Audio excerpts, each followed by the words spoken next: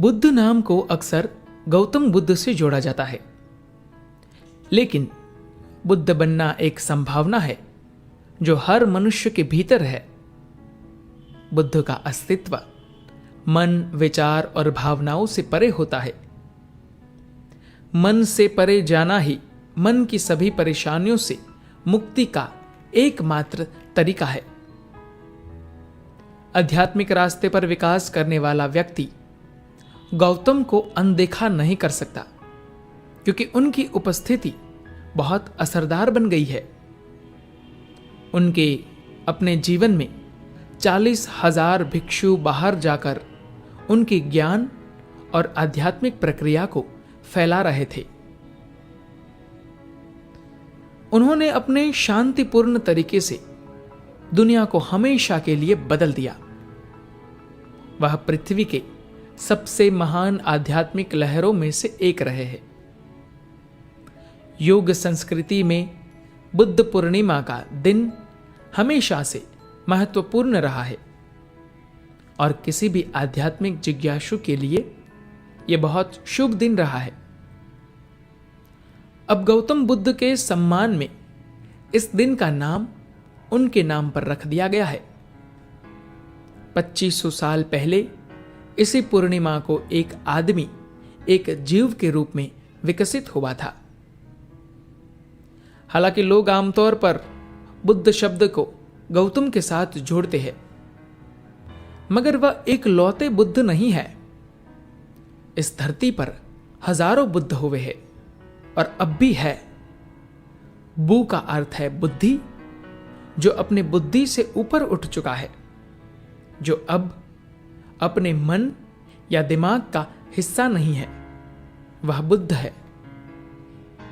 फिलहाल ज्यादातर लोग बस विचारों, भावनाओं, मतों और पूर्वाग्रहों की एक गठरी है। कृपया ध्यान दीजिए, जिसे आप मैं समझते हैं वह बस उन चीजों का एक मिश्रण है जो आपने बाहर से इकट्ठा की है। जैसे भी स्थितियां आपके सामने आई, आपने उसी तरह की व्यर्थ बातें अपने दिमाग में जमा कर ली। आपका दिमाग समाज का कूड़ेदान है, क्योंकि आप चुन नहीं सकते कि आपको क्या ग्रहण करना है और क्या नहीं। जो भी उस रास्ते से गुजरता है, आपके दिमाग में कुछ ना कुछ फेंक जाता है। अब चाहे तो इस बकवास को दिव्यता की तरह सुरक्षित रख सकते हैं, मगर वह कोई दिव्यता नहीं बन जाएगा। यह बस एक साधारण सा दिमाग है। जीवन का अनुभव करने और जिसे आप मन कहते हैं, उस प्रक्रिया से परे जाने का एक और तरीका है। इसके लिए आपको बस कूड़ेदान को बंद करके एक और रखना होता है।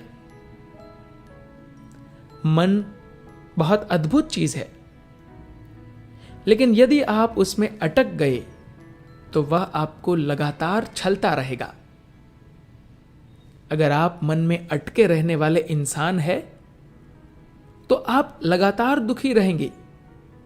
आप इससे बच नहीं सकते। कष्ट या पीड़ा से आप बच नहीं सकते।